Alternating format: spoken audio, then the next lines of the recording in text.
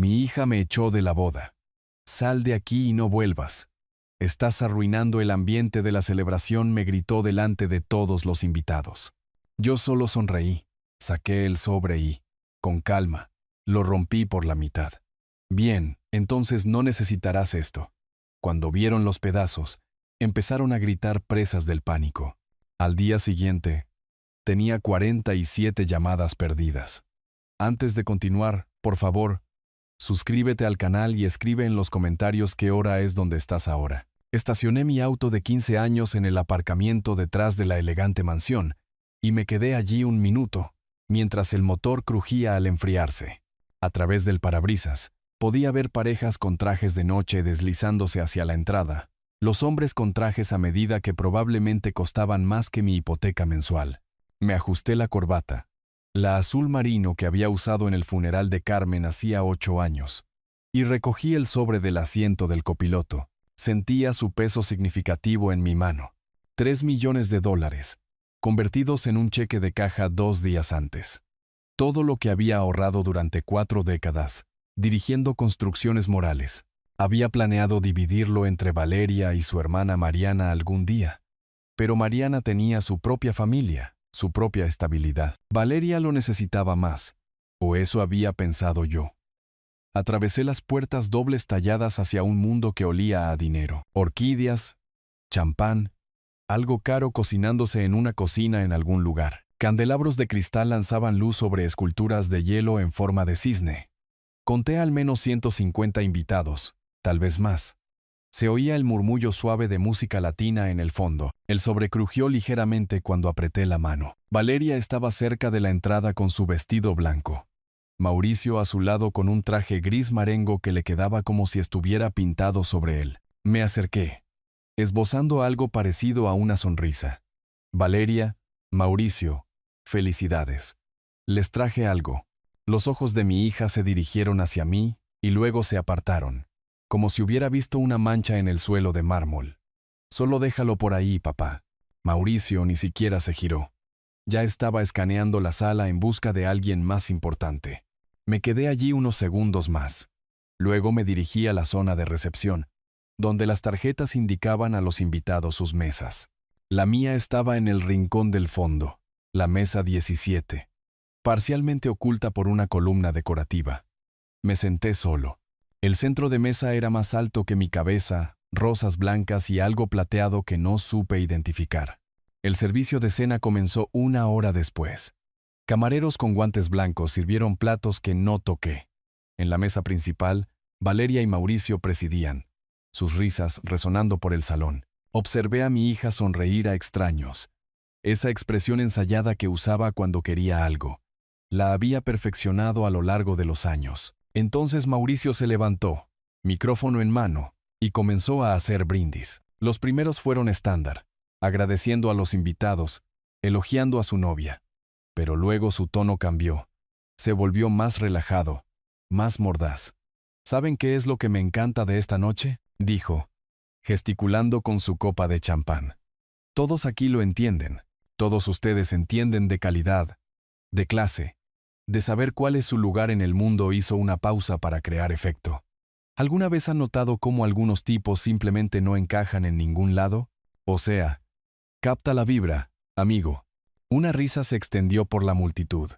Sentí que caía sobre mí como un foco de luz. Quiero decir, algunas personas nunca aprenden. Aparecen donde no se les quiere. Vistiendo ropa de... ¿qué? De 1990. Más risas. Pero oye, al menos lo intentan, ¿verdad? Dejé mi vaso de agua con cuidado. Mi mano estaba firme. Eso me sorprendió. Mauricio continuó durante otro minuto. Cada broma un cuchillo más. Y Valeria estaba sentada allí, a su lado, sin reírse, pero sin detenerlo tampoco. Su sonrisa se había vuelto tensa, fingida. Sabía exactamente a quién se refería. Me levanté. El salón no se dio cuenta al principio. Estaba demasiado atrás, demasiado invisible. Caminé entre las mesas, dejando atrás conversaciones y tintineo de cubiertos, con el sobre en la mano. Algunas personas levantaron la vista cuando me acerqué a la mesa principal, la curiosidad reemplazando a la diversión. Valeria me vio venir. Su expresión cambió de esa sonrisa falsa a algo más duro, más frío. Mauricio se detuvo a mitad de frase. Quería darte esto personalmente, comencé. Papá, sal de aquí. La voz de Valeria cortó el salón como un cristal al romperse. Estás arruinando la celebración. Solo vete. El salón quedó en silencio. 150 personas dejaron de comer, de beber, de respirar, todos los ojos puestos en mí. Me quedé allí 3 segundos, tal vez 4. Podía sentir el latido de mi corazón en la garganta, pero mi rostro permaneció impasible. Metí la mano en el sobre, sentí el borde liso del cheque. Está bien, Valeria, dije. Mi voz sonaba calmada, mesurada, como si estuviera discutiendo el clima. Entonces no necesitarás esto. ¿Qué? Hizo un gesto displicente con la mano. Solo vete ya. Rompí el sobre verticalmente. El sonido pareció fuerte en esa sala silenciosa. Luego giré los pedazos y rompí horizontalmente. 4 pedazos ahora. Dejé caer los trozos uno por uno, viéndolos revolotear hasta el suelo de mármol como hojas de otoño. Luego me di la vuelta y caminé hacia la salida. Mis pasos eran firmes, sin prisa. Detrás de mí, oí el chirrido de una silla. Espera, ¿esto es? Oh, Dios mío, estos números. La voz de una mujer, aguda y conmocionada. 3 millones. El salón estalló. Sillas arrastrándose, voces superponiéndose en caos. Papá. El grito de Valeria cortó todo. Espera, papá. No me di la vuelta. Empujé las puertas dobles hacia el aire fresco de la noche, con las llaves ya en la mano. Detrás de mí, unos pasos golpeaban el mármol. Valeria y Mauricio irrumpieron por la entrada justo cuando llegaba a mi auto. Entré, arranqué el motor y salí del estacionamiento. En mi espejo retrovisor, vi a Valeria con su vestido blanco, corriendo detrás de mí en tacones, una mano extendida como si pudiera hacerme volver por pura fuerza de voluntad. Conduje a casa y no miré atrás. El viaje a casa tomó 20 minutos, pero no recuerdo nada de él. En un momento estaba saliendo del estacionamiento de la mansión. Al siguiente, estaba sentado en la entrada de mi casa, mirando la casa a oscuras. El motor seguía en marcha. Lo apagué y me quedé allí en silencio. Dentro, no encendí ninguna luz. Fui directo a la sala de estar y me dejé caer en el viejo sillón de Carmen, el que siempre había querido retapizar pero nunca lo hice. La tela todavía olía levemente a su loción de lavanda, incluso después de 8 años. Puse mi teléfono boca arriba en la mesa de centro y esperé. No tardó mucho. La pantalla se iluminó. El nombre de Valeria. Lo vi sonar, el brillo iluminando mi rostro en la oscuridad, y luego atenuarse hasta apagarse. 2 minutos después, se iluminó de nuevo. Mauricio esta vez. Dejé que esa también muriera. A medianoche, había dejado de contar. El teléfono seguía iluminándose, una y otra vez, como un latido. Cada vez miraba el nombre hasta que la pantalla se oscurecía. No me sentía triste. No sentía arrepentimiento.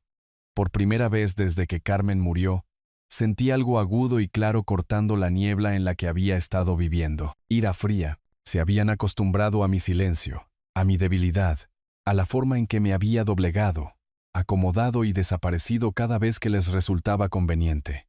8 años de eso, desde que Carmen falleció, y yo había dejado de saber cómo ser algo más que invisible.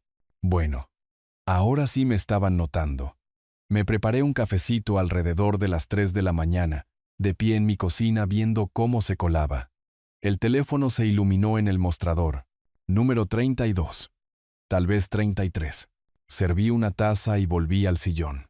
El amanecer llegó lentamente, la luz gris arrastrándose por las paredes. Cogí el teléfono por primera vez desde que había llegado a casa. 47 llamadas perdidas. Los mensajes de texto se desplazaban sin parar. No los abrí, solo leí las vistas previas. Papá, lo siento mucho. Por favor, tenemos que explicarlo. Llámanos, por favor. El cheque. ¿Podemos hablar? Papá, por favor, ese cheque. No lo sabíamos. Llámanos. Somos familia. Dejé el teléfono y fui a ducharme. El agua caliente se sintió bien sobre mis hombros. Me vestí para el trabajo. Caquis. Una camisa abotonada. Botas de trabajo. Lunes por la mañana. Como siempre, Construcciones Morales no iba a funcionar sola. La oficina estaba en un almacén reconvertido en la zona este, a 20 minutos de mi casa. Había construido el negocio desde cero. Comencé como jornalero a los 19 años. Ahorré lo suficiente para comprar una camioneta. Contraté a mi primer equipo a los 25. 40 años después, teníamos contratos por todo el estado. 52 empleados. Una reputación de hacer las cosas bien. Mi secretaria, Beatriz, levantó la vista cuando entré. Buenos días, señor Morales. El café está fresco. Gracias, Beatriz. Me detuve junto a su escritorio. Si Valeria o Mauricio Morgan llegan hoy, no estoy disponible. Indefinidamente. Sus cejas se enarcaron ligeramente, pero solo asintió. Entendido. Entré a mi oficina y me paré junto a la ventana, con una mano en las persianas. El estacionamiento estaba vacío, excepto por el auto de Beatriz y el mío. Tenía 3 licitaciones de proyectos que revisar y una inspección de obra al mediodía, pero no podía concentrarme en nada de eso. Llegaron el martes, día 2 después de la boda. Estaba en mi escritorio cuando la voz de Beatriz sonó por el intercomunicador. Señor Morales, su hija está aquí. Dice que es urgente. Dígale que no estoy disponible. A través de las persianas, los vi entrar al vestíbulo. Valeria se había cambiado el vestido de novia por jeans y un blazer, pero todavía se movía como si estuviera en un escenario. Mauricio la seguía, revisando su teléfono cada 30 segundos. Beatriz les entregó mi mensaje. No pude oír lo que Valeria dijo en respuesta, pero su lenguaje corporal era claro. Manos gesticulando, la voz subiendo. Mauricio le tocó el brazo, tratando de calmarla. Ella se lo sacudió. Se sentaron en las sillas del vestíbulo y esperaron. Volví a mi escritorio y trabajé, o fingí hacerlo. Mayormente miraba el reloj y escuchaba sus voces filtrarse a través de las paredes, apagadas, frustradas, ocasionalmente agudas por la discusión. En un momento dado, Mauricio se levantó y caminó hacia el escritorio de Beatriz. Hemos estado aquí 3 horas. ¿Dónde diablo se fue? Lo siento. El señor Morales debe haberse ido. No lo vi.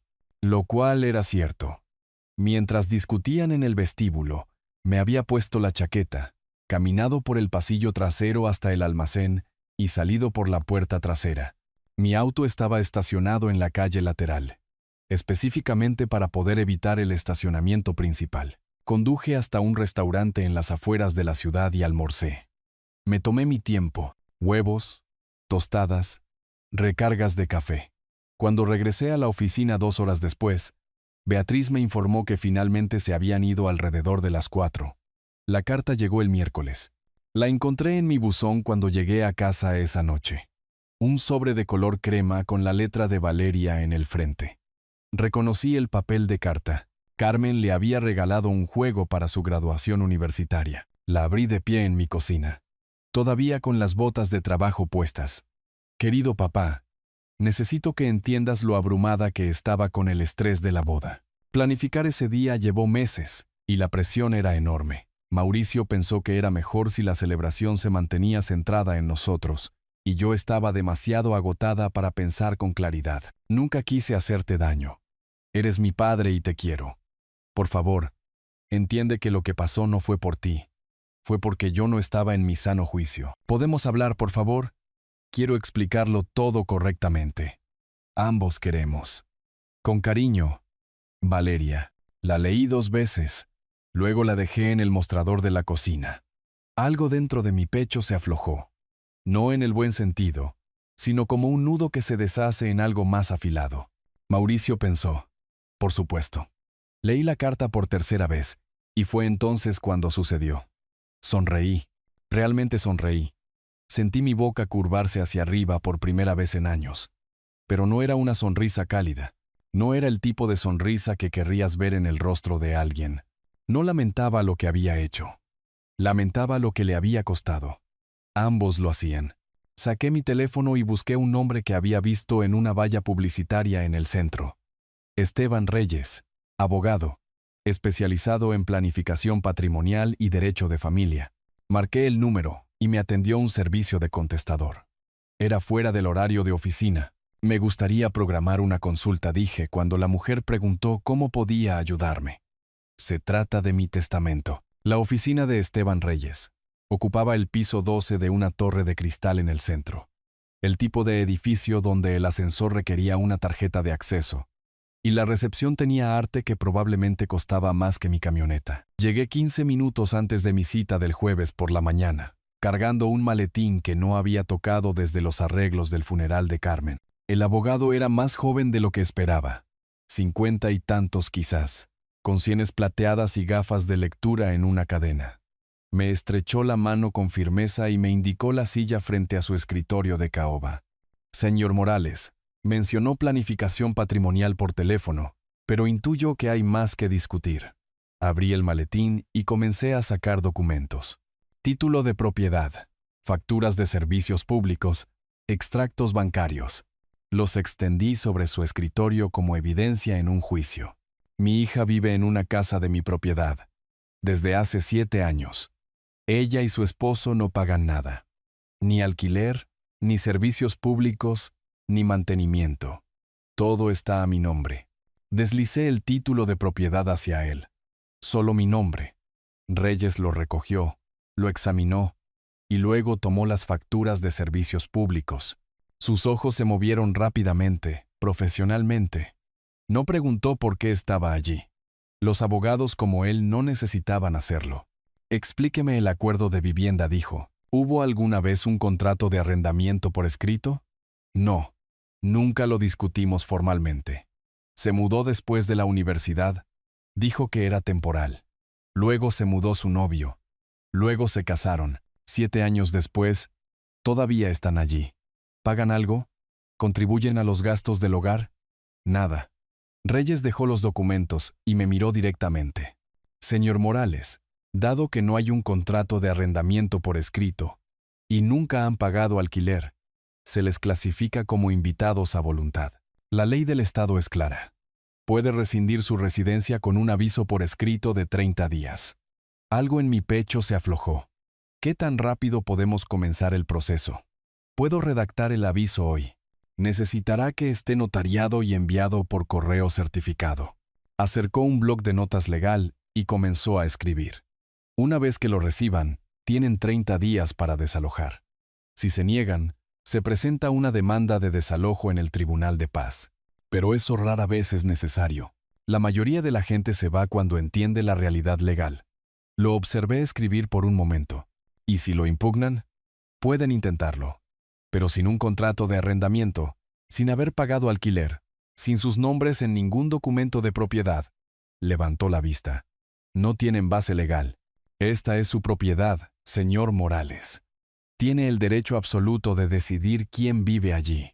La consulta duró 90 minutos. Para cuando me fui, tenía una carpeta llena de documentos y una comprensión clara de exactamente cuánto poder tenía.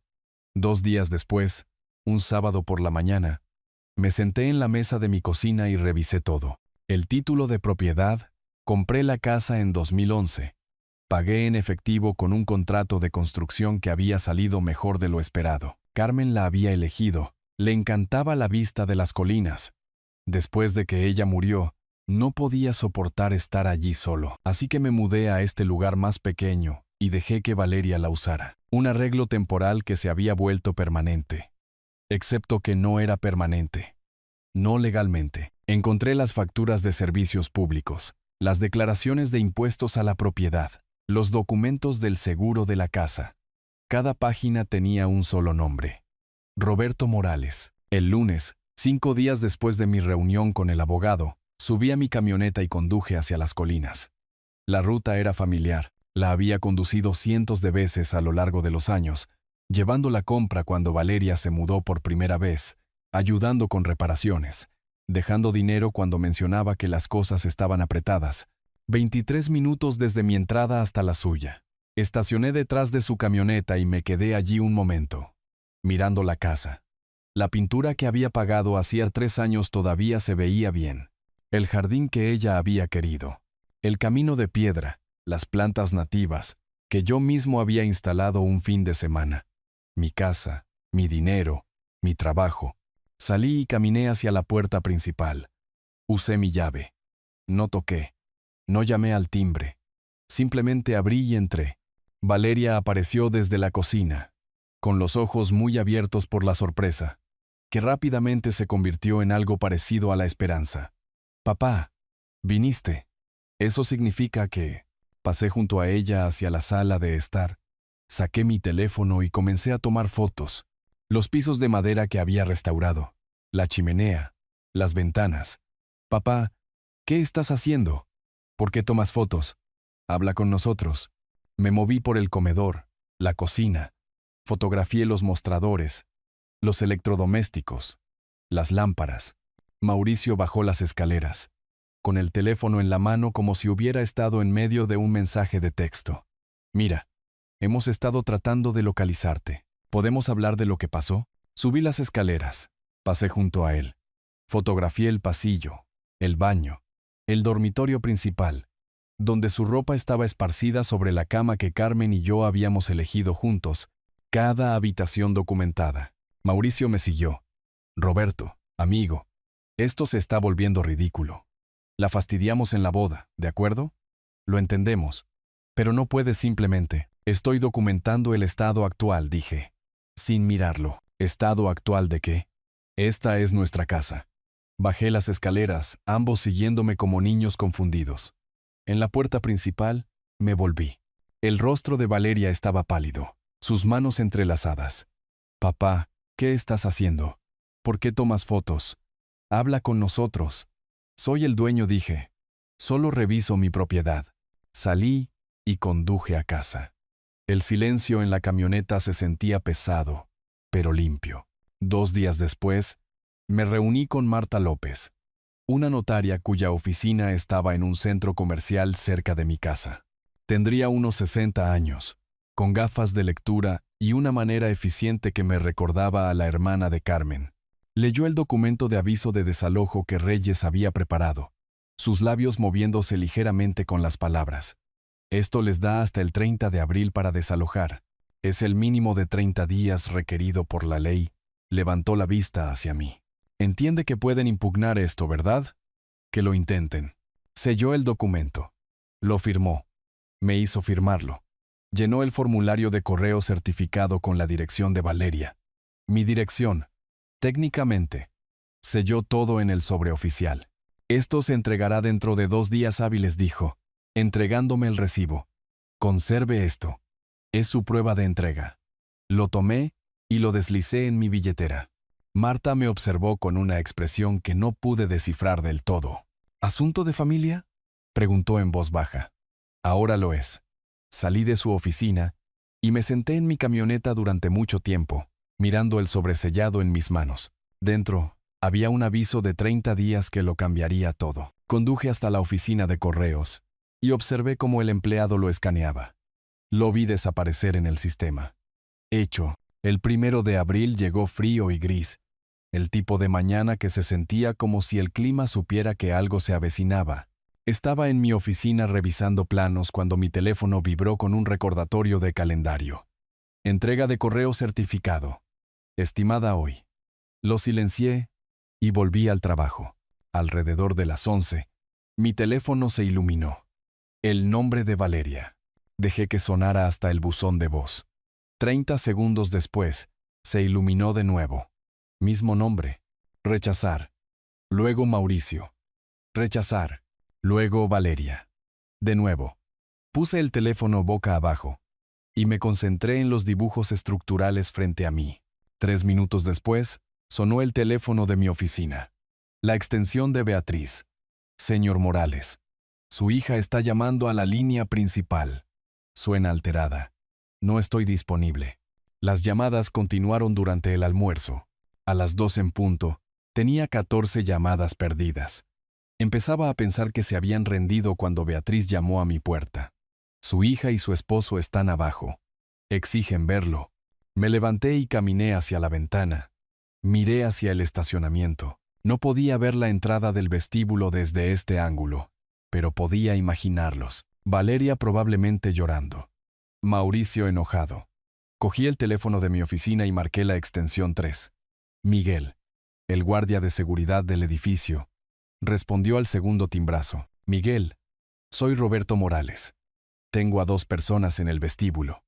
Valeria Morgan y Mauricio Morgan. No tienen permitida la entrada bajo ninguna circunstancia. Si se niegan a irse, llame a la policía por allanamiento. Entendido, señor Morales.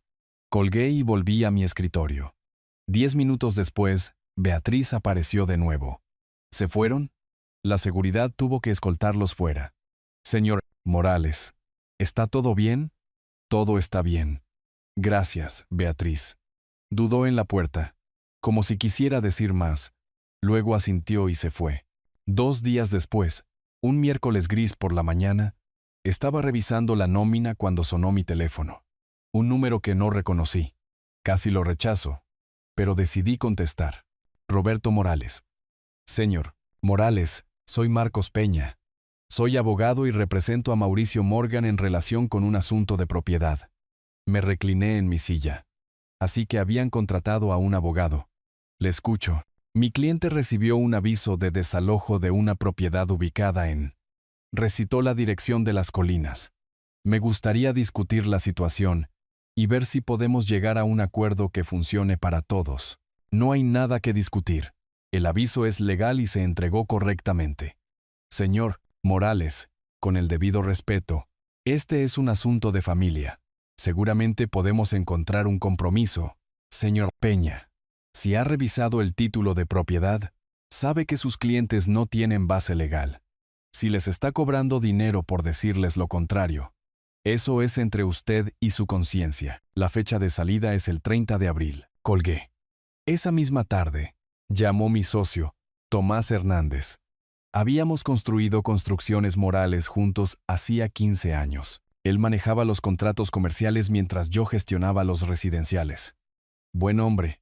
Honesto. Roberto, vi algo en Facebook que me tiene preocupado. Valeria publicó sobre ti. Dice que la estás echando a la calle sin previo aviso. ¿Es eso cierto? Dejé mi café. Déjame contarte lo que pasó en su boda, Tomás.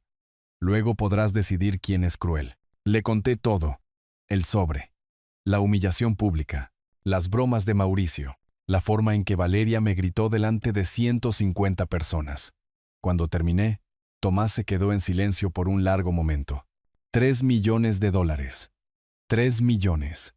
Y ella te destrozó delante de todos. Lo hizo. Otra pausa. Roberto, no te culpo en absoluto, ni un poco. Si necesitas algo, una referencia de carácter, lo que sea, llámame. Te lo agradezco, Tomás.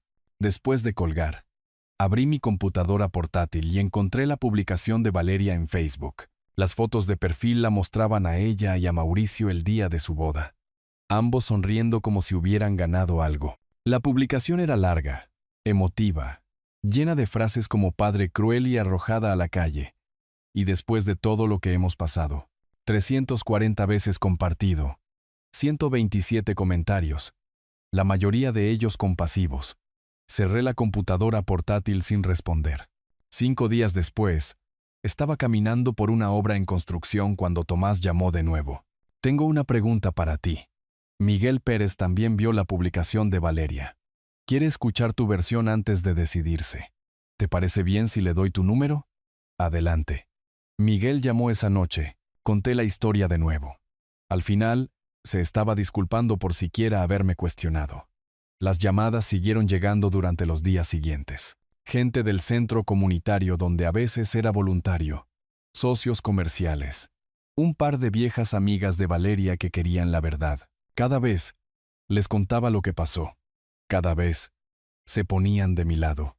La campaña de Valeria en las redes sociales estaba fracasando. Un martes por la mañana, 12 días después de haber recibido el aviso, llegué a mi oficina antes del amanecer. El estacionamiento estaba oscuro, vacío, excepto por algunos madrugadores en los niveles inferiores.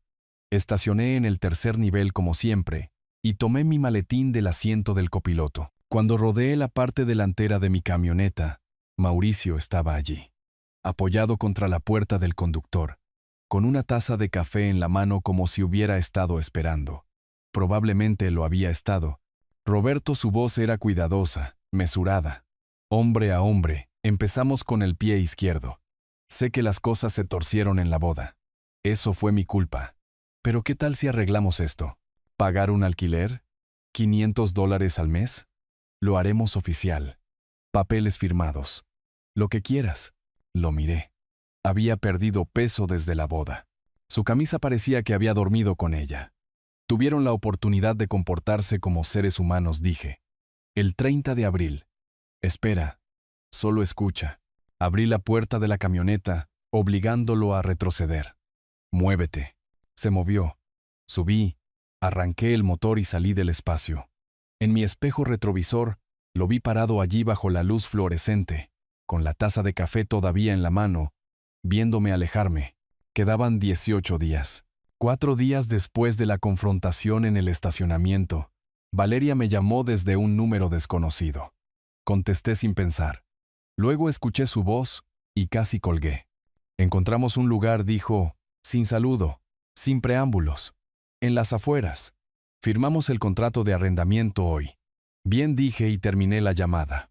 En las afueras. Eso me dijo todo lo que necesitaba saber. No en las colinas, ni siquiera en el sur de la ciudad. Las afueras era donde iba la gente cuando no podía permitirse otro lugar. Los imaginé sentados en alguna oficina de administración de propiedades, llenando solicitudes, viendo cómo sus opciones se reducían con cada verificación de crédito. El apartamento sería más pequeño, más barato, más lejos de todo lo que les importaba. Los siguientes 6 días pasaron en una extraña y suspendida calma.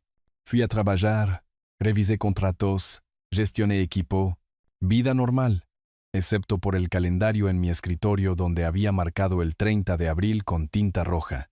Cada mañana lo miraba. Cada noche me iba a casa y no pensaba en lo que estaba sucediendo a 20 minutos de distancia en esa casa, pero sabía que estaban empacando, desmontando 7 años de su vida en un lugar que nunca habían poseído legalmente. Un martes por la tarde, 10 días después de que encontraron el apartamento, Beatriz llamó a la puerta de mi oficina. Señor Morales, hay una mujer al teléfono. Dice que es su vecina en la propiedad de las colinas. Una tal Sra. Herrera. Cogí el teléfono. Habla Roberto Morales. Señor Morales, soy Leonor Herrera. Vivo al lado de su propiedad en la colina. Su voz era cuidadosa, educada. Quería informarle que hay un camión de mudanzas en la entrada. Pensé que querría estar al tanto. Gracias, Sra. Herrera. Eso es lo esperado. Una pausa. Ya veo. Bueno, su hija parece bastante afectada. Solo quería asegurarme de que todo fuera apropiado. Todo es apropiado. Gracias por llamar. Colgué y me recliné en mi silla. Se iban temprano, 2 días antes de la fecha límite. Movimiento inteligente. Evitar cualquier apariencia de desafío. Cualquier excusa para que yo tomara más medidas. No fui a mirar. No pasé por allí para ver el camión de mudanzas, ni presenciar a Valeria llorando u observar a Mauricio cargando cajas. Que tuvieran esa privacidad. Yo tendría la mía cuando se fueran. La tarde siguiente, 29 de abril, un día antes de la fecha límite, me reuní con Marta López y Francisco Álvarez en la casa. Francisco era un tasador de propiedades con el que había trabajado en proyectos de construcción, bueno en su trabajo, meticuloso. Marta trajo su sello de notario y un portapapeles. Llegamos por separado. Yo llegué primero. Estacioné en la entrada detrás del auto de Valeria. Todavía estaba allí, finalizando las cosas. Cuando caminé hacia la puerta, se abrió antes de que pudiera tocar. Valeria estaba allí en jeans y una camiseta, el cabello recogido, los ojos rojos. Detrás de ella, la casa estaba vacía. Resonaba. Papá, su voz se quebró al pronunciar la palabra. ¿Vienen a inspeccionar? A documentar, dije. Ella es Marta López, notaria. Francisco Álvarez, tasador. Caminamos juntos, habitación por habitación. Francisco fotografió todo, comparando con las imágenes en su tableta, las que yo había tomado hacía 4 semanas. Sala de estar, pisos de madera sin marcas, paredes limpias, electrodomésticos de cocina intactos, Mostradores sin daños, comedor, lámpara colgando derecha, ventanas sin rayones. Arriba, el dormitorio principal donde Carmen y yo solíamos dormir, donde Valeria y Mauricio habían pasado los últimos 7 años, vacío ahora, excepto por las hendiduras en la alfombra donde había estado la cama. Compara esto con las fotos del 28 de marzo, dije. Francisco revisó su tableta, moviéndose entre la pantalla y las paredes. El armario, el baño, estado idéntico. Señor Morales, sin daños, sin alteraciones. Lo dejaron limpio. En el baño, noté que el mostrador de mármol estaba impecable, prístino, como si nunca se hubiera usado. Pensé en Mauricio parado aquí con sus opciones.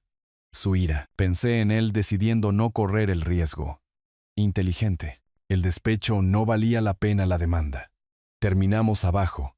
Marta había estado tomando notas todo el tiempo, documentando todo con esa precisión profesional que tienen los notarios.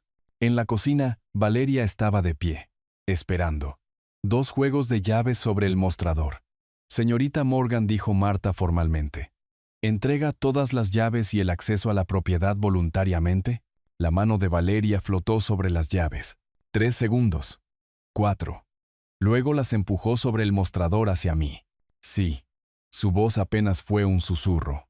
Anote la hora y la fecha para el registro. Marta, por favor. 29 de abril de 2025. 3:47 de la tarde. Marta lo anotó. Luego miró a Valeria. No tiene más acceso legal a esta propiedad a partir de este momento. ¿Entiende? ¿Entiendo? Marta se volvió hacia mí. Señor Morales, como propietario, ¿acepta la devolución de la propiedad? La acepto. Hizo otra nota. Francisco tomó una última fotografía. Las llaves en el mostrador, mi mano alcanzándolas. Documentación. Evidencia. Protección contra cualquier reclamo futuro de que había actuado incorrectamente. Valeria caminó hacia la puerta. Se detuvo. Se volvió. Papá. Adiós, Valeria. Se fue. Observé por la ventana cómo subía a su auto. Se sentaba allí un momento con las manos en el volante y luego se alejaba. Marta y Francisco se fueron poco después. Me quedé solo en la entrada escuchando el silencio. La casa se sentía diferente. Vacía. Más grande. Más fría. La recorrí una vez más. Mis pasos resonando en la madera. 7 años de la vida de Valeria habían sucedido aquí. Cenas de cumpleaños en esa mesa de comedor. Mañanas de Navidad en la sala de estar. Discusiones en la cocina. Vida normal en una casa que ella consideraba suya. Pero nunca fue suya. No legalmente. No realmente. Cerré con llave y conduje a casa. Esa noche sonó mi teléfono. El número de Valeria. Miré la pantalla durante un largo momento. Su nombre brillando en la oscuridad de mi sala de estar. Luego lo silencié y puse el teléfono boca abajo en la mesa de centro. Por primera vez en un mes, sentí algo cercano a la paz. No felicidad. No triunfo. Solo la fría satisfacción de saber que la justicia, por dolorosa que fuera, se había servido exactamente como debía ser. El teléfono vibró de nuevo. Otra llamada. Lo dejé allí y me fui a la cama. El mensaje de texto llegó a la mañana siguiente mientras preparaba café. Papá, nos mudamos. Entiendo que estabas herido. ¿Podemos vernos y hablar? Por favor, sigue siendo mi padre. Lo leí 3 veces. Dejé el teléfono en el mostrador. Serví mi café. Lo leí de nuevo. El viejo Roberto, el que existía antes de la boda, habría respondido de inmediato. La habría llamado, conducido a su nuevo apartamento, ayudado a desempacar cajas. Lo habría perdonado todo porque eso es lo que hacen los padres. Pero yo ya no era ese Roberto. Fui a trabajar, volví a casa, preparé la cena, me fui a la cama. El mensaje quedó sin respuesta en mi teléfono como un examen que no estaba listo para tomar. Al tercer día, finalmente escribí una respuesta. La borré. Escribí otra. La borré también. Finalmente me decidí por 2 palabras. Quizás después. Su respuesta llegó en minutos. Gracias por responder. Eso significa todo. No respondí a ese. Pasaron 2 días. Luego sonó mi teléfono. Su número, no el de Mauricio. Me quedé mirando la pantalla durante 3 timbrazos antes de contestar. «Papá», contestaste. «Gracias». Su voz salió de golpe como si hubiera estado conteniendo la respiración. «¿Podemos hablar, por favor? Solo una cena, en algún lugar público. Quiero explicarlo todo». «El restaurante de carnes», dije. «¿El 18 de mayo? ¿A las 6 en punto?» «Sí. Gracias. Vendrá. Solo tú». Silencio. Luego, «Mauricio también quiere disculparse». Casi dije que no. Casi le dije que no quería verlo. Que no quería escuchar nada de lo que tuviera que decir. Pero la curiosidad me ganó. Quería verlos intentar. Quería verlos realizar su reconciliación. Ambos entonces. A las 6 en punto.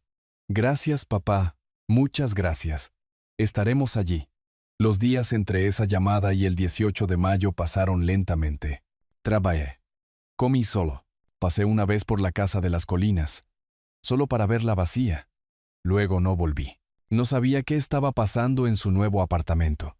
No sabía que Mauricio estaba sentado en la mesa de su cocina con la computadora portátil abierta, buscando leyes de herencia del estado sin testamento y tomando notas. No sabía que estaba resaltando pasajes sobre la sucesión intestada, subrayando frases como «los hijos heredan todo y derechos de herencia automáticos». No sabía que le estaba mostrando esas notas a Valeria, explicándole las matemáticas.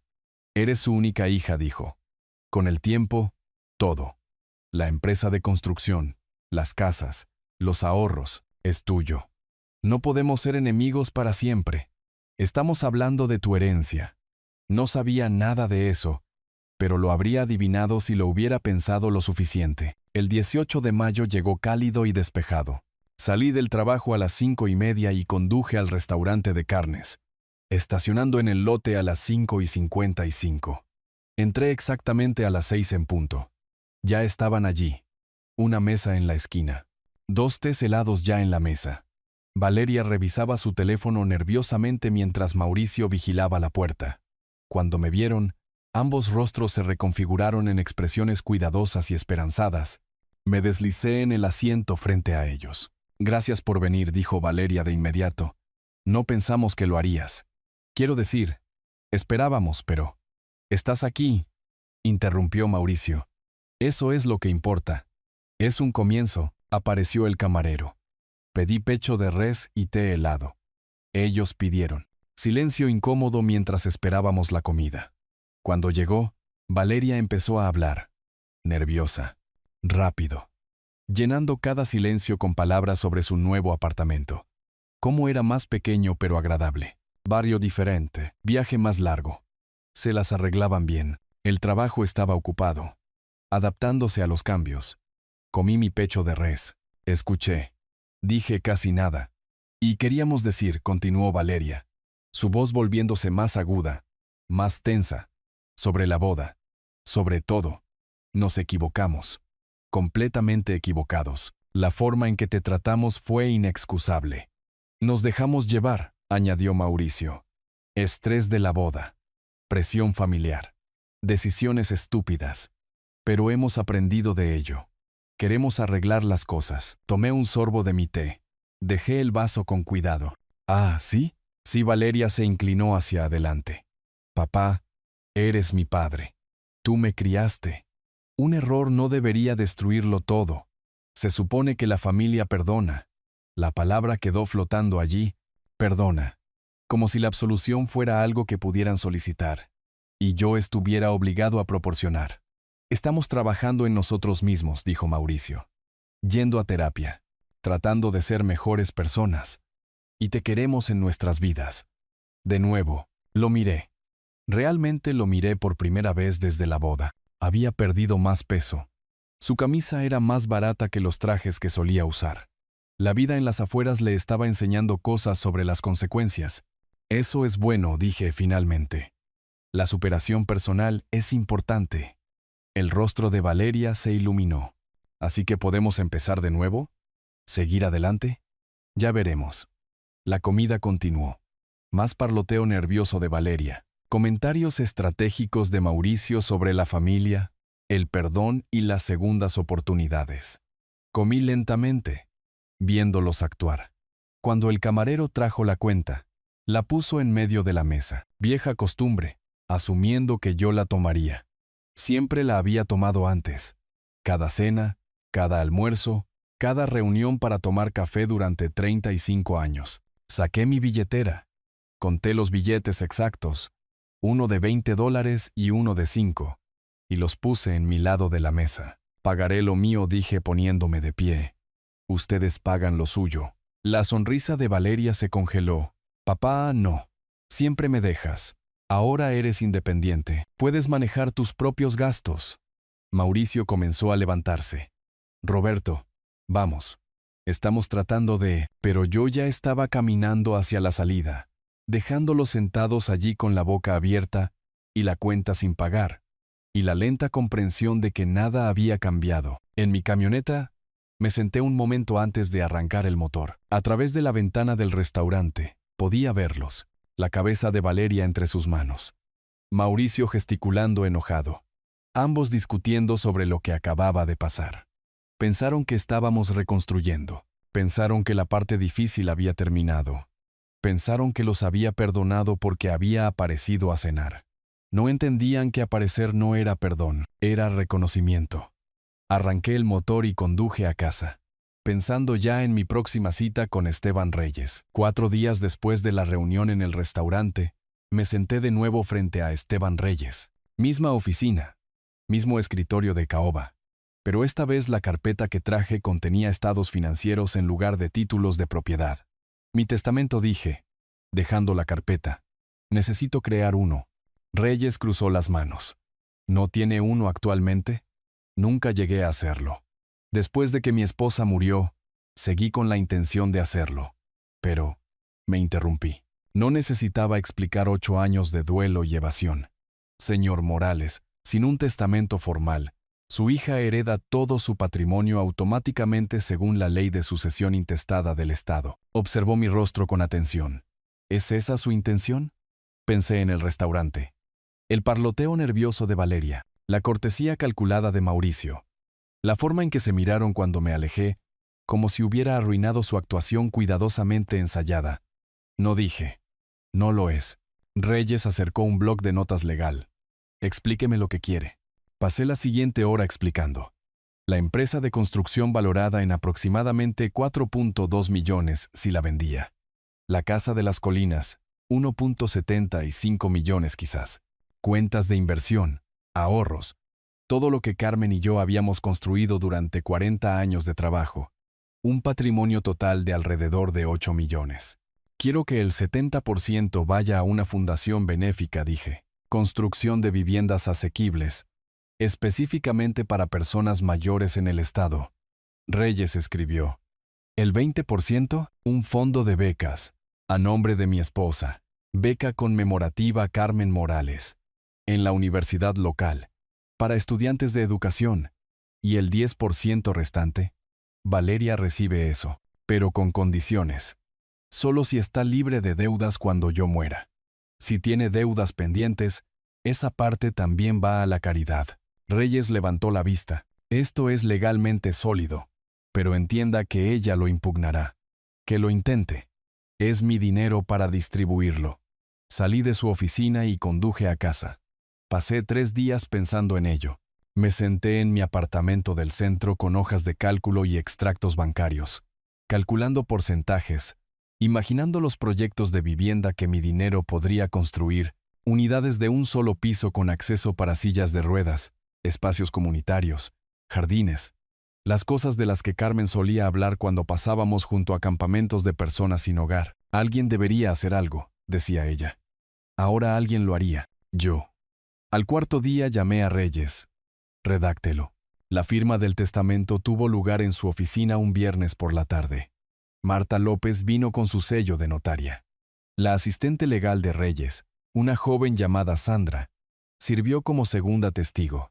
Extendieron los documentos sobre la mesa de conferencias, página tras página de lenguaje legal, que se reducía a una simple verdad. Valeria no recibiría casi nada. Firmé cada página. Marta la selló. Sandra y Reyes fueron testigos. Hecho. Guarde esto en un lugar seguro, dijo Reyes, entregándome un sobresellado. Y señor Morales, está haciendo lo correcto. Sus activos. Su elección. Asentí y me fui. Una semana después, puse a la venta la Casa de las Colinas. La agente inmobiliaria, una mujer llamada Patricia, que nos había vendido el lugar en 2011, la recorrió con su cámara y cinta métrica. ¿Estás seguro de esto, Roberto? Es una propiedad hermosa, demasiado grande para una persona. Hora de dejarla ir. La listó por $1.85 millones. Le dije que aceptara cualquier oferta razonable. 3 días después, una pareja de jubilados de otro estado ofreció 1.75 millones. Venta en efectivo. Cierre rápido. Acepté de inmediato. El letrero de se vende se colocó un martes.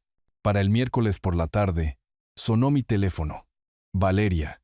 ¿Es verdad? Su voz era aguda, aterrada. Jennifer pasó por allí y dijo que la casa está en venta. Dime que está equivocada. Está listada. Recibí una oferta ayer. La acepté. ¿Estás vendiendo la casa? ¿La casa de la familia? ¿Donde vivió mamá? Es demasiado grande para una persona. Me estoy mudando a un lugar más pequeño. Pero esa es nuestra casa. Eso es. Nunca fue tu casa, Valeria. Era mía. Silencio. Entonces, ¿dónde vivirás? ¿Qué pasa con todos los recuerdos? Compré un lugar en el centro. 2 dormitorios. Buena vista. Todo lo que necesito. ¿Nos estás borrando? Su voz se quebró. Estás borrando a toda la familia. No. Estoy construyendo una nueva vida. Hay una diferencia. Colgué antes de que pudiera responder. El condominio que había comprado estaba en un edificio nuevo en el centro de la ciudad. 10º piso.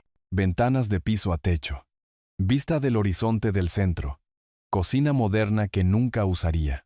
Dormitorio de invitados que nunca necesitaría. Pero era mío. Pagado en efectivo.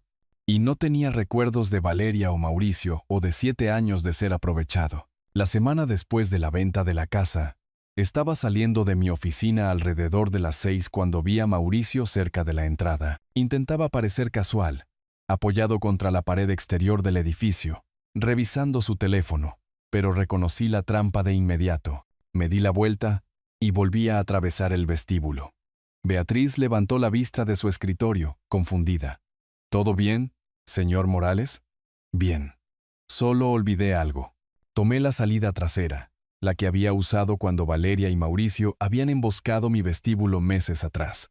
Caminé alrededor de la manzana hasta donde estaba estacionada mi camioneta. Mientras pasaba por la entrada principal, vi a Mauricio todavía esperando allí, mirando su teléfono. En mi espejo retrovisor, lo vi finalmente levantar la vista, escanear el estacionamiento que se vaciaba y luego golpear la pared con frustración. Mi teléfono vibró.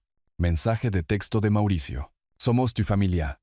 Lo borré sin responder. Esa noche, sentado en mi nuevo condominio con vista a las luces de la ciudad, abrí mi computadora portátil y revisé la documentación de la fundación benéfica que Reyes había preparado. La Fundación Carmen Morales para Viviendas de la Tercera Edad. Sonaba bien. A Carmen le habría gustado. Mi teléfono vibró de nuevo. Valeria esta vez. Papá, por favor, tenemos que hablar. Esto no es justo. Justo. Esa palabra de nuevo, como si la justicia fuera algo que merecieran después de lo que habían hecho. Apagué mi teléfono y me serví una copa. Me senté junto a la ventana y observé la ciudad respirar debajo de mí. Autos moviéndose, gente viviendo sus vidas, el mundo continuando. Entendieran o no Valeria y Mauricio sus consecuencias. El futuro que estaba construyendo no los incluía. Y por primera vez en 8 años, eso se sentía exactamente correcto. 5 días después de haber evitado a Mauricio fuera de mi oficina, recibí una llamada de Tomás Hernández. Roberto, necesitas ver algo. Sonaba incómodo. Valeria publicó en Facebook. Es extenso. Colgué y abrí mi computadora portátil. Encontré su perfil. La publicación era larga, emotiva, cuidadosamente construida. La leí 2 veces. Mi padre eligió el dinero por encima de la familia. Después de dedicar 7 años a cuidar la casa de nuestra familia, me desalojó con 30 días de aviso. Vendió la casa que mi madre amaba y ahora rechaza mis llamadas. Así es como se ve la crueldad de los mayores, excepto que él es el mayor que está siendo cruel.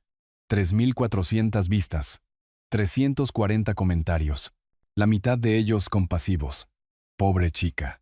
Padre terrible. ¿Cómo pudo? La otra mitad escépticos. Hay dos lados en cada historia. ¿Qué hizo ella? Suena a manipulación. Cerré la computadora portátil, fui a trabajar. No respondí.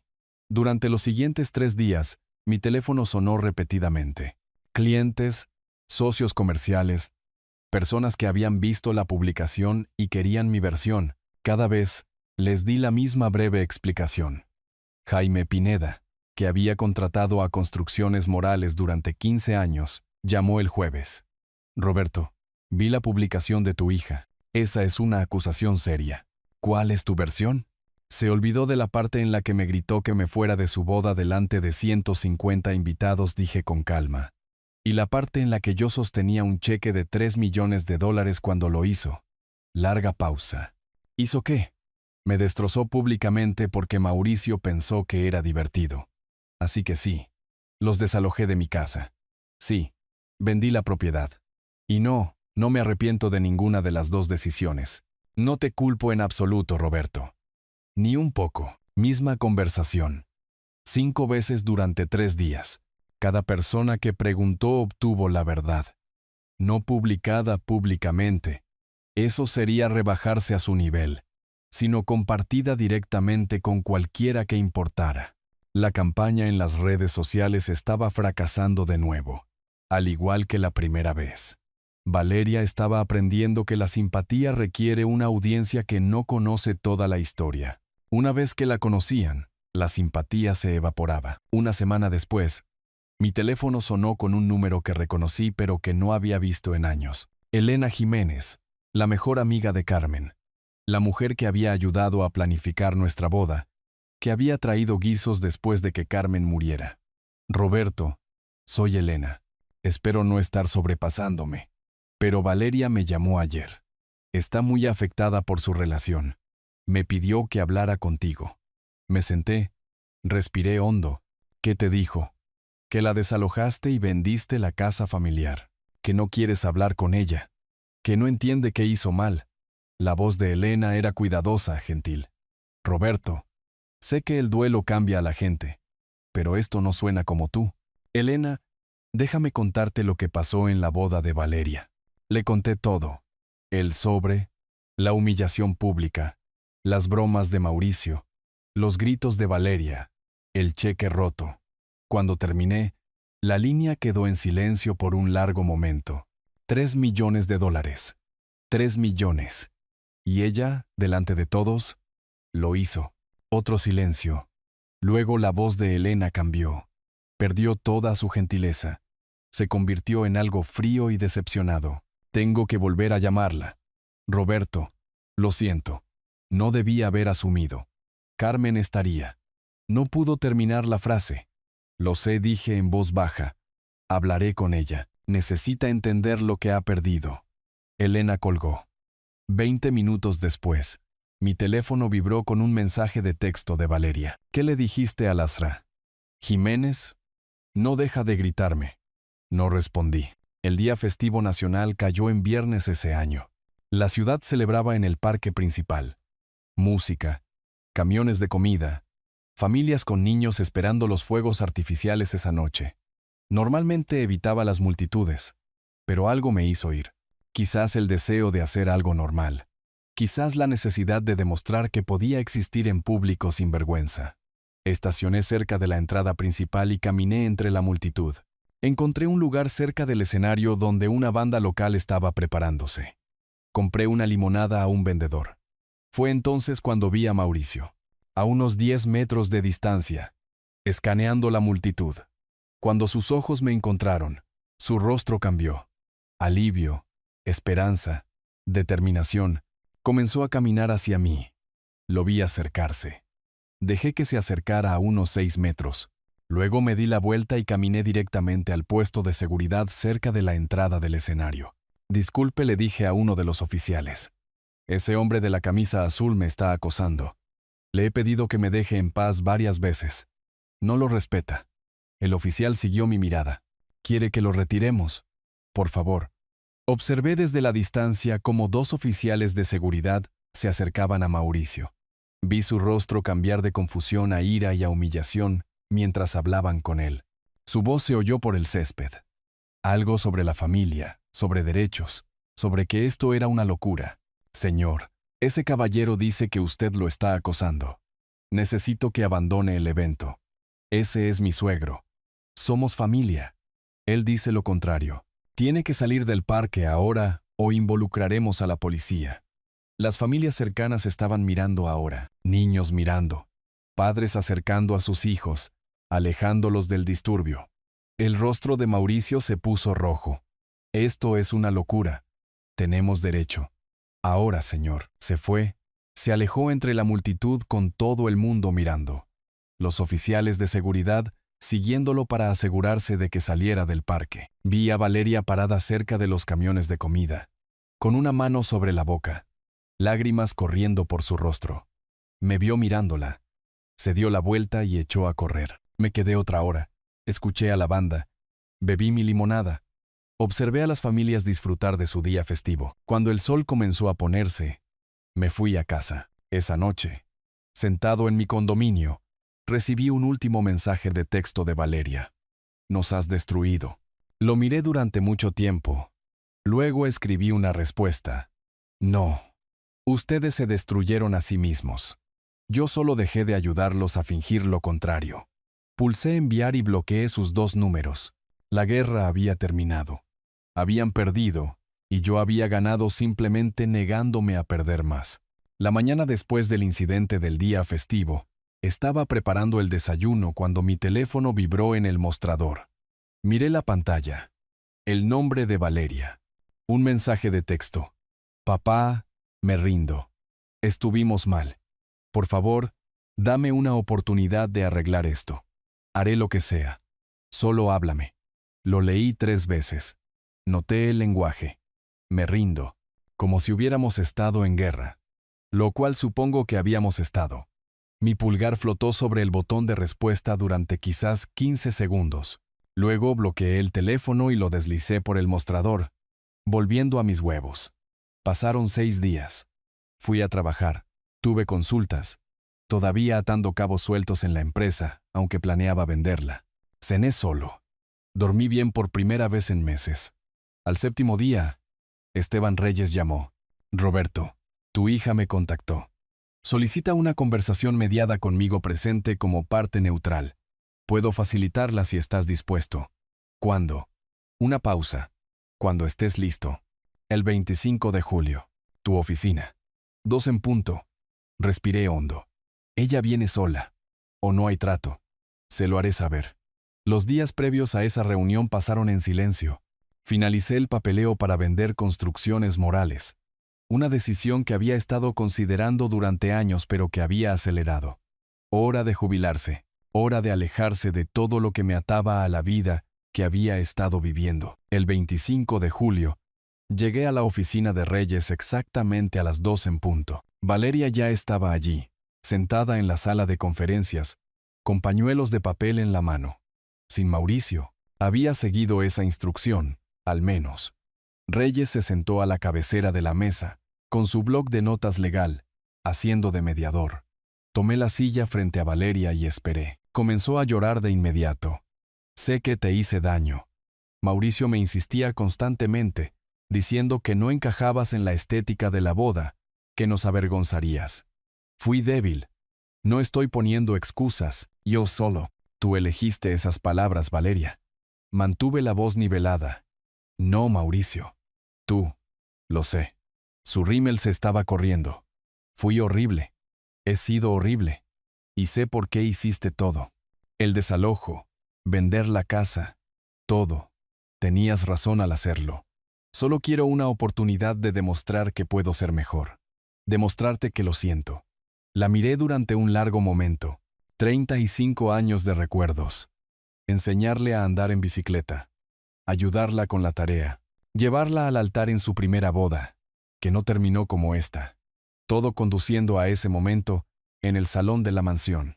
Valeria, te crié durante 35 años. Te alimenté, te vestí, pagué tu educación.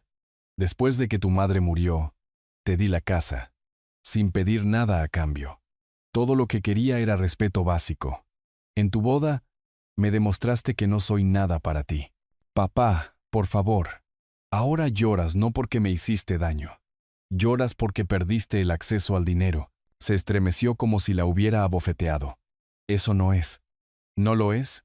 Me incliné ligeramente hacia adelante. Si yo fuera pobre, ¿estarías aquí? Si no fuera dueño de propiedades, no tuviera ahorros, no tuviera nada que heredar, ¿estarías sentada en esta oficina rogando por otra oportunidad? El silencio respondió por ella. Me levanté. No te estoy excluyendo de mi vida para siempre. Pero la confianza no se reconstruye en un día o en una reunión. Vive tu vida. Si en años realmente cambias, tal vez hablemos. ¿Años? Su voz se quebró. Papá, ¿qué puedo hacer? Dime qué puedo hacer para arreglar esto. Ese es el punto, Valeria. No puedes arreglarlo haciendo algo por mí. Lo arreglas convirtiéndote en alguien diferente, alguien que trata a la gente con dignidad, alguien que tu madre habría reconocido. Caminé hacia la puerta. Reyes, gracias por tu tiempo. Detrás de mí, oí a Valeria sollozar. Reyes le dijo algo, bajo y reconfortante. No me quedé a escuchar.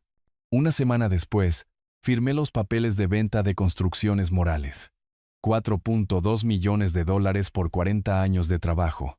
Los compradores eran una firma comercial de otra gran ciudad. Buena reputación. Cuidarían de mis empleados.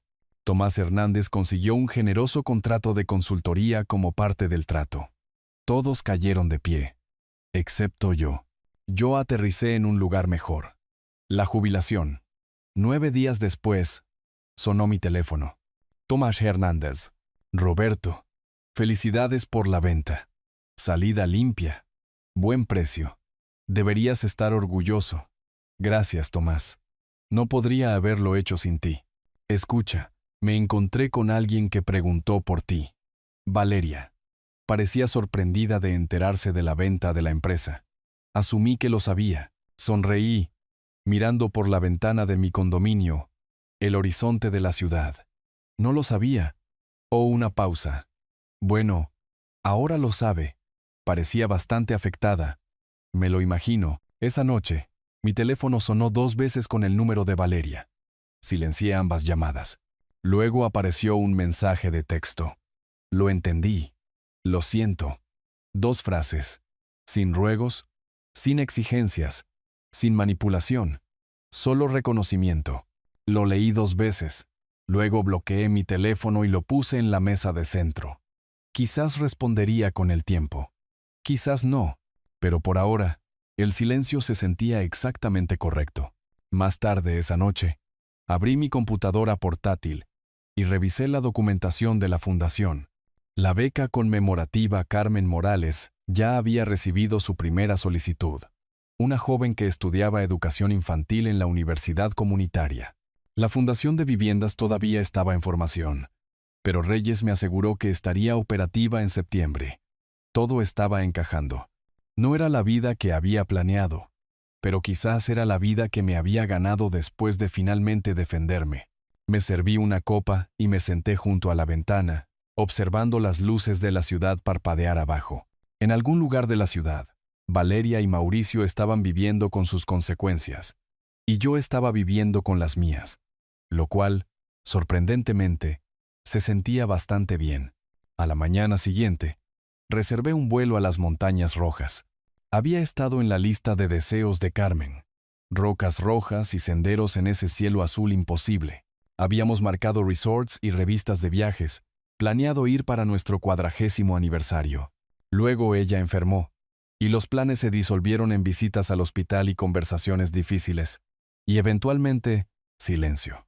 Nunca había ido. No podía imaginarlo sin ella, pero ahora, de pie en mi condominio con una maleta de mano medio empacada, pensé que tal vez era hora. No para olvidarla, sino para honrar lo que ella había querido, para finalmente terminar algo que habíamos empezado. El vuelo salía al día siguiente. Empaqué ligero, botas de montaña que no había usado en 5 años. Una foto de Carmen del día de nuestra boda. Una novela de bolsillo que alguien me había recomendado. En el aeropuerto, el agente de la puerta de embarque revisó mi pase de abordar y sonrió.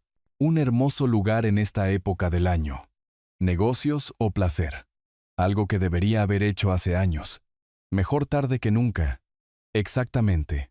La semana en las montañas rojas pasó en una especie de neblina pacífica. Caminé por la montaña de la catedral al amanecer. El desierto pintado de naranja y púrpura a mi alrededor. Almorcé en pequeños cafés con turistas y familias. Conduje por el cañón con las ventanillas bajadas. Rocas rojas elevándose a ambos lados. Dormí 10 horas cada noche. En un silencio roto solo por los coyotes aullando en la distancia. Por primera vez desde la boda. Pensé en Carmen, sin el peso acompañante de la traición de Valeria. Solo pensé en mi esposa, la forma en que reía. Sus chistes terribles. ¿Cómo podía hacer amigos con cualquiera en 30 segundos? Le habría encantado este lugar. Cuando regresé a la ciudad una semana después, había una carta esperándome en mi buzón. Papel con membrete oficial. Logo de la fundación en la parte superior. La subí y la leí en mi balcón. El café enfriándose a mi lado. Estimado señor Morales. La iniciativa de Vivienda Morales ha obtenido el estatus de organización sin fines de lucro. La financiación inicial de $5.6 millones permite 3 proyectos. Viviendas para personas mayores en el este de la ciudad. Apartamentos para veteranos en un suburbio del norte y unidades accesibles en un pueblo cercano. La colocación de la primera piedra está programada para el 15 de septiembre. Su visión de viviendas asequibles y dignas para los texanos mayores se está convirtiendo en realidad. Atentamente, Francisco Álvarez, director ejecutivo. La leí 3 veces. Luego la puse en mi refrigerador donde la vería cada mañana. Algo bueno estaba saliendo de todo este dolor. A Carmen también le habría gustado eso. 2 días después, llegó otra carta. Esta vez en un sobrecolor crema. Mi dirección escrita con letra cuidada. La reconocí de inmediato. Valeria. Sopesé el sobre en mi mano antes de abrirlo. 4 páginas. Escritas a mano. Me senté en mi balcón y leí. La carta hablaba de terapia familiar con Mauricio, de pagar deudas, $2,000 al mes, de reconocer patrones que no podía ver antes, de convertirse en alguien de quien yo pudiera estar orgulloso de nuevo. No ahora. Quizás no pronto, pero algún día. El último párrafo fue el más importante. No estoy pidiendo dinero ni perdón, solo necesitaba que supieras que lo estoy intentando. Doblé la carta con cuidado y la puse en el cajón de mi escritorio. No respondí. No necesitaba hacerlo. Quizás algún día lo haría. Quizás no. Pero por primera vez permití la posibilidad de que la puerta no estuviera cerrada para siempre. Solo que no hoy. La tarde siguiente me reuní con Esteban Reyes por última vez. Su oficina se sentía diferente ahora. No un campo de batalla. Solo una habitación donde se hacían negocios. Revisamos todo. Desalojo completado. Testamento finalizado. Casa vendida. Empresa vendida. Fundación operativa. Reyes cerró la última carpeta y me miró. Todos los asuntos concluidos.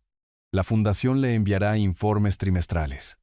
Pero ya no está legalmente atado a ninguno de estos asuntos. ¿Cómo se siente? Lo pensé. Realmente lo pensé. Libre, él sonrió. Ese es el mejor resultado que podría esperar para un cliente. Nos dimos la mano. Salí a la luz del sol de agosto. Me paré en la acera viendo pasar el tráfico. Luego me dirigí hacia mi café favorito a 3 cuadras de distancia en lugar de ir directamente a casa. El lugar estaba lleno. La hora pico del almuerzo. Mesas llenas de gente comiendo, hablando y viviendo sus vidas normales. Pedí en el mostrador. Lo de siempre, señor Morales. ¿Café solo? En realidad, que sea un capuchino hoy. La barista arqueó las cejas. Sintiéndose aventurero, me reí. Realmente me reí. Algo así. Llevé mi bebida a la terraza y me senté a observar a la gente pasar. Parejas tomadas de la mano. Padres con cochecitos. Un tipo discutiendo alegremente por teléfono. La vida normal sucediendo a mi alrededor, y por primera vez en 8 años no me sentí separado de ella. No sentí el vacío, sentí paz. Mi teléfono vibró. Mensaje de texto de un antiguo socio. Roberto, hay un proyecto de consultoría interesante si estás interesado. Un desarrollo de viviendas en un pueblo cercano. Podrían usar tu experiencia. Tomé un sorbo de mi capuchino y respondí. Envíame los detalles. La vida continuaba, pero ahora en mis términos. Nadie gritándome que me fuera. Nadie aprovechándose de mi silencio. Nadie confundiendo amabilidad con debilidad. El sol de la tarde calentaba mi rostro. En algún lugar de la ciudad, Valeria y Mauricio estaban pagando sus cuentas, yendo a terapia y descubriendo cómo vivir sin esperar que mi dinero los salvara. Y yo estaba aquí, bebiendo café caro en una terraza, pensando en proyectos de consultoría y en la inauguración de la fundación, y quizás en otro viaje a las montañas rojas en otoño. No era la vida que había planeado, no era la familia que había esperado, pero era mía, completa y finalmente, mía. Y eso, decidí, era suficiente. Si te gustó esta historia, por favor, dale me gusta a este video, suscríbete al canal y comparte tus impresiones sobre esta historia en los comentarios. Para escuchar la siguiente historia, haz clic en la caja de la izquierda. Gracias por vernos.